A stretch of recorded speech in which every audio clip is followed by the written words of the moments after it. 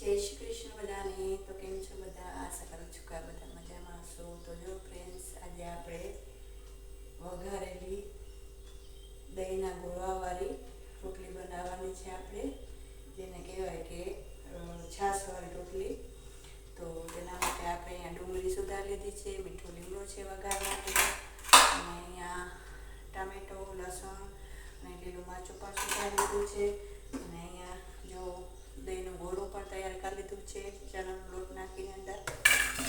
અને આપણે તેલ મૂકી દીધું છે તકવા. તો હવે આપણે નાખીશું તેમાં મેથી, સૂકી મેથી છે, અને રાઈ, મરી અને જીરું નાખીશું. અને અહીંયા વઘાર માટે આપણે હિંગ લઈ લઈશું.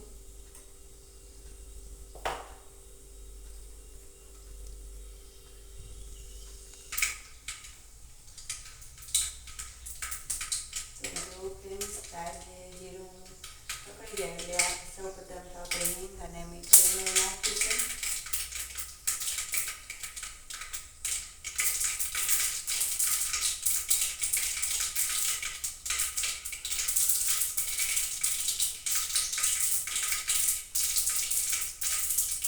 તો રાઈ જીરું પકડી ગયા છે, હવે હિંગ નાખીશું, મીઠું રાખીશું, ડુંગળી છે એ આપણે નાખી દઈશું. અને તેને ડુંગળીને બરાબર ચડાવી દઈશું આપણે.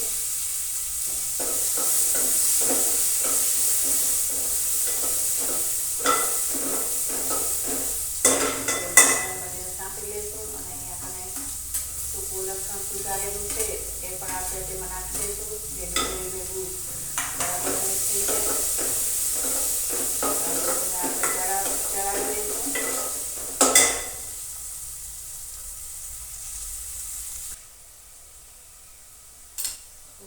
જો ડુંગળી પણ બરાબર તેલમાં સતરાઈ છે. હવે આપણે જરૂર પ્રમાણે મીઠું નાખી દઈશું. તેને પણ આપણે સારી રીતે ચડાવી દઈશું. અને હવે ટમેટાં અને મરચાં છે તો તે પણ આપણે નાખી દઈશું. આપણે તેને પણ આપણે બરાબર ચડાવી દઈશું.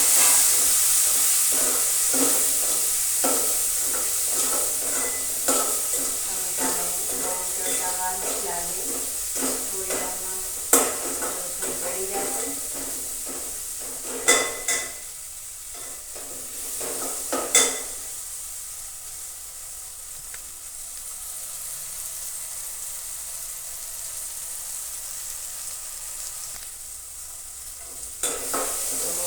ટમેટા અને મરચાં પણ સરસ ચડી ગયા છે. તો હવે આપણે તેમાં સૂકા મસાલા એડ કરી દઈશું. સૌપ્રથમ તો આપણે હળદર નાખીશું,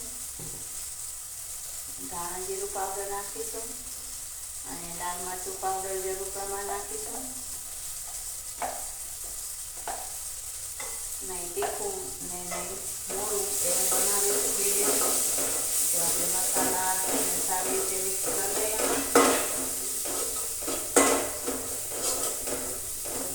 મસાલા બરાબર મિક્સ થઈ ગયા છે. હવે આપણે નાખીશું દહીંનું ગોળું છે એ નાખી દઈશું આપણે.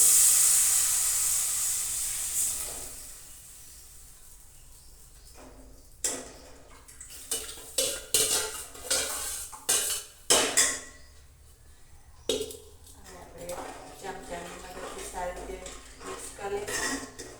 અને જ્યારે ઉભરો આવે ઉકળે ત્યારે આપણે નાખીશું બાકીનું.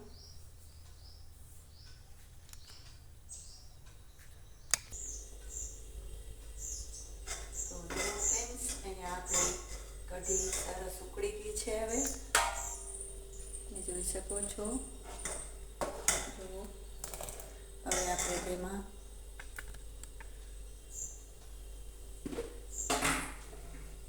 રોટલીના ચોરસ શેપમાં કટ કરી લીધા છે તો તે આપણે નાખી દઈશું.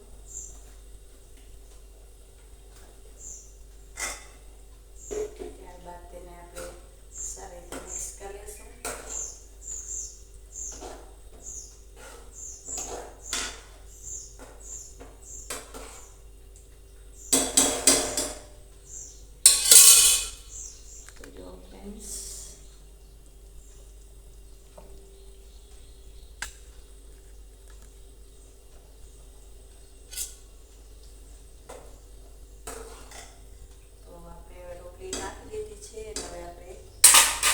કરીશું બંધ. તો જો ફ્રેન્ડ્સ, આવી તૈયાર છે આપણી કઢીવાળી રોટલી. તો ફ્રેન્ડ્સ, આશા કરું છું કે તમને અમારી રેસીપી પસંદ આવી હશે અને તમે પણ જરૂરથી એકવાર ટ્રાય કરજો.